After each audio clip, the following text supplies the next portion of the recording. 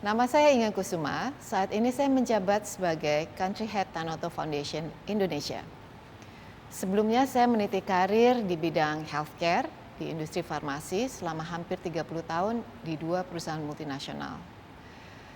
Pendidikan saya di bidang kedokteran, lalu ilmu manajemen, membantu mewujudkan karir saya untuk dapat mencapai level senior eksekutif, tentu saja di Indonesia, di beberapa negara Asia Tenggara, dan juga menjadi bagian dari tim komersial internasional di bidang onkologi atau kanker. Terima kasih atas pertanyaannya dan merupakan satu kehormatan bagi saya menjadi bagian dari STEM Advisory Board sehingga bisa berbagi dengan adik-adik dan rekan-rekan perempuan semuanya. Lalu kembali lagi ke pertanyaan mengenai karir saya. Pada awalnya cita-cita saya waktu saya kecil adalah menjadi guru, bahkan saya ingin menjadi guru taman kanak-kanak. Atau saya ingin bekerja di bidang hospitality atau di bidang kuliner. Almarhum ayah saya adalah seorang dokter yang ingin mewariskan ilmunya dan juga ingin mewariskan satu perpustakaan kecil di rumah kami yang isinya textbook milik beliau. Pada zaman itu tidak ada buku-buku elektronik, semua dalam bentuk buku textbook yang besar-besar dan bagus-bagus. Jadi ayah saya lah yang mendaftarkan saya di Fakultas Kedokteran dan sejak itu saya mulai belajar di Fakultas Kedokteran yang tentu saja mata pelajarannya banyak berkaitan dengan subjek-subjek di bidang STEM.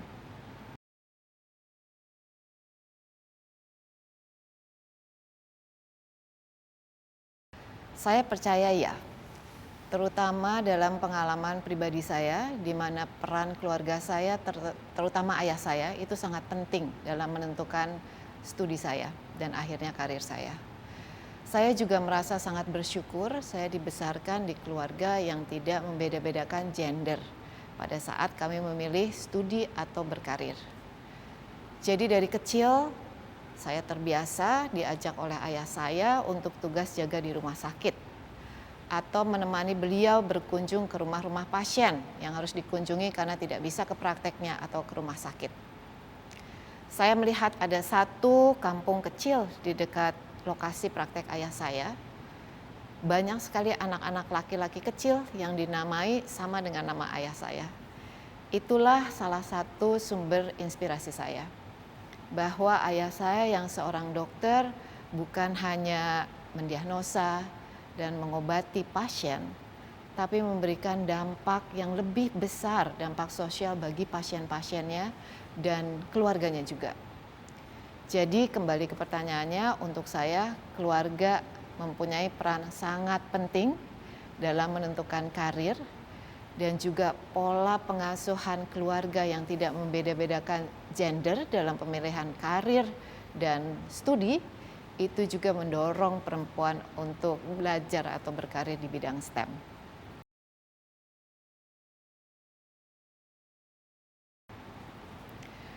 Kalau kita bicara mengenai bidang STEM, pemahaman dan promosi pendidikan STEM baru mulai beberapa tahun ke belakang. Apalagi di Indonesia mungkin lebih lambat lagi. Dan saat itu pendidikan STEM bukan menjadi prioritas.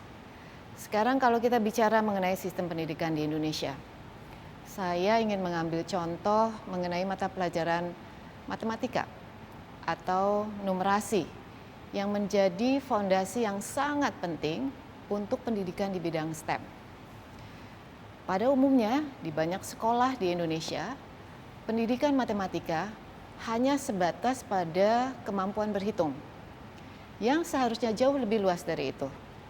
Seharusnya matematika itu melatih para siswa juga untuk berpikir secara logis, memakai nalar matematika, konsep atau data untuk berpikir secara kritis untuk menyelesaikan solusi dalam konteks kehidupan sehari-hari. Saya ingin mengambil satu data raport pendidikan nasional 2023. Sangat sedih atau disayangkan bahwa hanya lebih dari setengah siswa Indonesia mempunyai kemampuan numerasi di atas rata-rata. Dan kalau ini tidak diperbaiki, rasanya akan sulit mendorong para siswa apalagi wanita untuk belajar di STEM. Sekarang kita bicara mengenai perempuan. Tidak dapat dipungkiri bahwa gender bias atau bias gender itu ada dalam pendidikan. Ada persepsi bahwa siswa perempuan mempunyai kemampuan matematika atau kemampuan numerasi yang lebih rendah dari siswa laki-laki.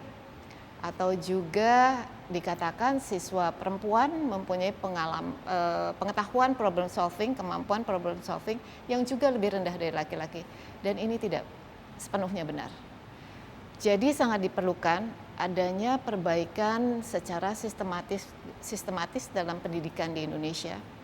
Juga mungkin pemahaman yang lebih dalam mengenai STEM, dan tentu saja dalam kultur persepsi mengenai gender, bias gender, itu juga harus dihilangkan. Inilah yang dapat mendorong terutama siswa perempuan atau anak muda perempuan untuk belajar dan berkarir di bidang STEM.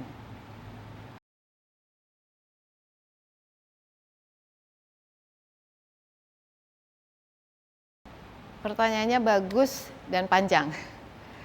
Barangkali lebih relevan untuk saya memberikan perspektif dari sisi industri, karena saya cukup lama berkarir di bidang industri. Terutama di industri yang saya masuki yaitu di healthcare atau di industri farmasi. Secara global di industri farmasi, 2/3 dari karyawannya adalah wanita. Jadi sudah masuk wanita ke industri itu. Tapi kalau kita melihat di tingkat posisi yang senior eksekutif atau senior management, angka yang 2/3 ini turun sangat signifikan. Hanya sekitar 20-25% posisi kunci di tingkat eksekutif diduduki oleh wanita. Berita baiknya adalah banyak perusahaan-perusahaan global yang sudah mencanangkan target diversity dan inclusion, keragaman dan inklusi, termasuk dalam proporsi perempuan dalam tingkat senior eksekutif.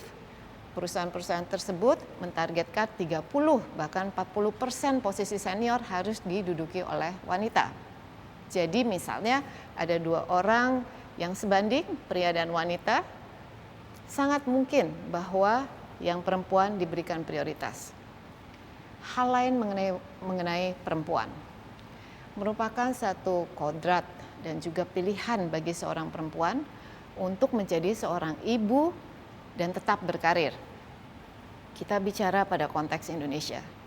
Sayangnya tidak semua perusahaan di Indonesia memberikan kemudahan bagi seorang perempuan untuk menjalankan karirnya sebagai ibu. Misalnya, fasilitas penitipan anak atau child care, atau ruang menyusui, atau juga fleksibilitas dalam waktu kerja untuk ibu. Belum semua melakukan itu. Tapi saya juga melihat bahwa banyak perbaikan. Di samping itu, yang tadi saya katakan mengenai gender bias atau bias gender, ada juga di dunia korporasi, di workforce, bahwa dalam penentuan gaji atau remunerasi seringkali ada perbedaan antara perempuan dan laki-laki. Jadi sekali lagi untuk mendorong para wanita ini mau berkarir di industri, seharusnya banyak kemudahan bagi wanita. Tadi misalnya tempat fasilitas penitipan anak, waktu yang fleksibel sehingga bisa menjalankan fungsinya sebagai ibu. Dan juga mungkin gaji atau remunerasi yang tidak ada biasnya. Apalagi banyak industri yang berkaitan dengan STEM didominasi oleh laki-laki.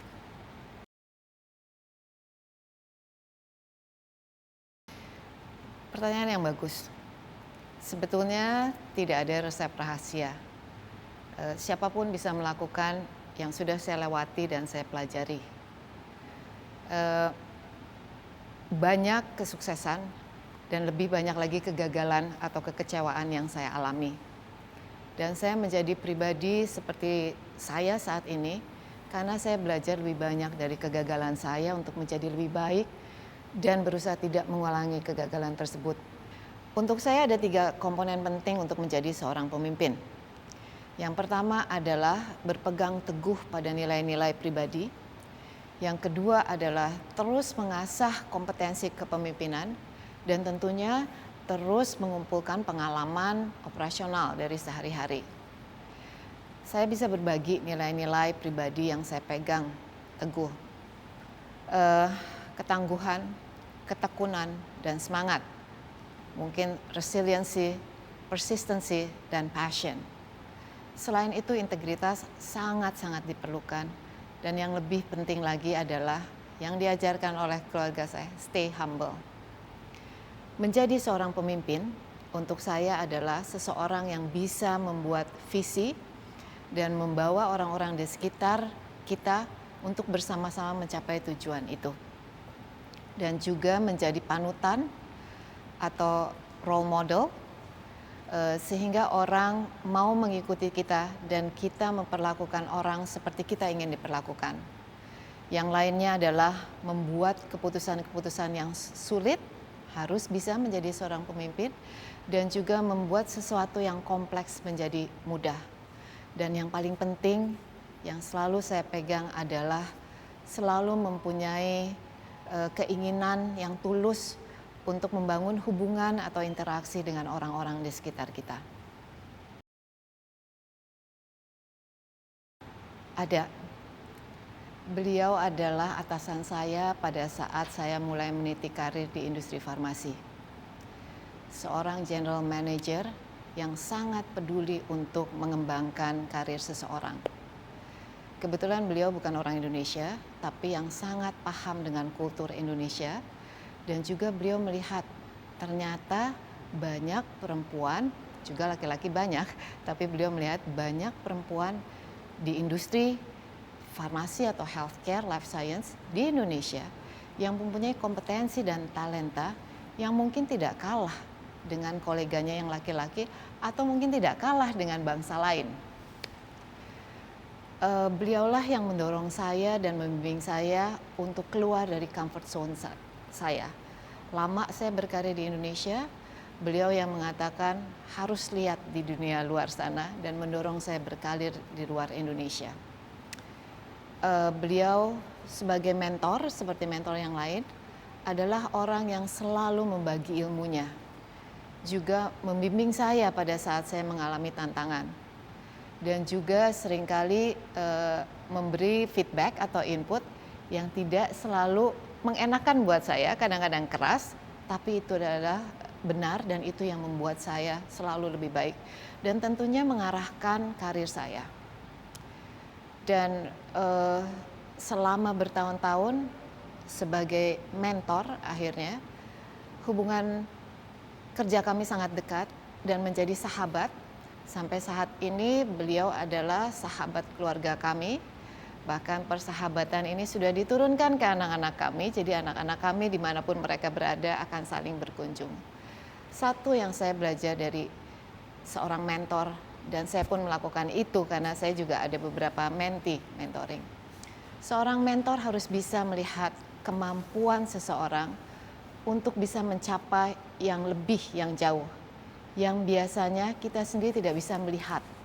Dan seorang mentorlah yang membimbing kita untuk bisa mencapai ke arah sana. Saya ingin berbagi pengalaman pribadi kalau boleh, pada saat juga saya meniti karir di bidang, di level yang senior, eksekutif senior, di level general manager. Itu mungkin 14-15 tahun yang lalu. Waktu itu saya ditugaskan ke Vietnam. Dan pada zaman itu di industri farmasi, di industri healthcare, di level seperti itu sangat didominasi oleh laki-laki. Jadi semua laki-laki di level itu di Asia Pasifik dan hampir semuanya adalah dari Eropa atau dari Amerika, Kaukasia, orang bule bukan orang kita. Saya sebagai orang Indonesia, perempuan dengan pribadi yang introvert dan mungkin gaya bicara yang tidak selugas rekan saya yang laki-laki. Saya tahu banyak yang meremehkan saya. Ini bisa apa enggak ya? Karena saya bukan stereotip, tipikal profil yang seharusnya di posisi itu. Jadi ada satu prinsip yang saya pegang. Kenapa saya pegang prinsip itu? Karena saya tidak mau mengecewakan orang-orang yang sudah memberikan kepercayaan saya di posisi itu. Jadi sekarang bagi adik-adik, bagi rekan-rekan perempuan muda yang ingin meniti karir di industri atau di bidang STEM yang didominasi oleh laki-laki, ini adalah prinsip simple yang saya bisa berbagi. Sesuatu yang simple tapi untuk saya sangat powerful. 3 hal yang sangat simple. Take accountability, take charge, and exceed expectations. Mengambil tanggung jawab sepenuhnya, memimpin dan lakukan yang terbaik. Lampaui goal atau target atau ekspektasi yang sudah diberikan. Itulah salah satunya kita bisa membedakan kita dari yang lain dalam segi kinerja dan dalam segi komitmen.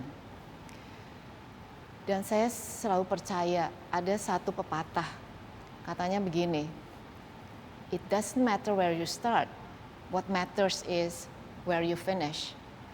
Jadi terlepas dari gender kita, ras kita, atau latar belakang atau pendidikan kita, tidak terlalu masalah dari mana kita asalnya atau kita memulai. Tapi yang paling penting adalah bagaimana kita mencapai hasil akhir yang baik. Jadi mungkin itu saran dan tipsnya dari saya, semoga bermanfaat.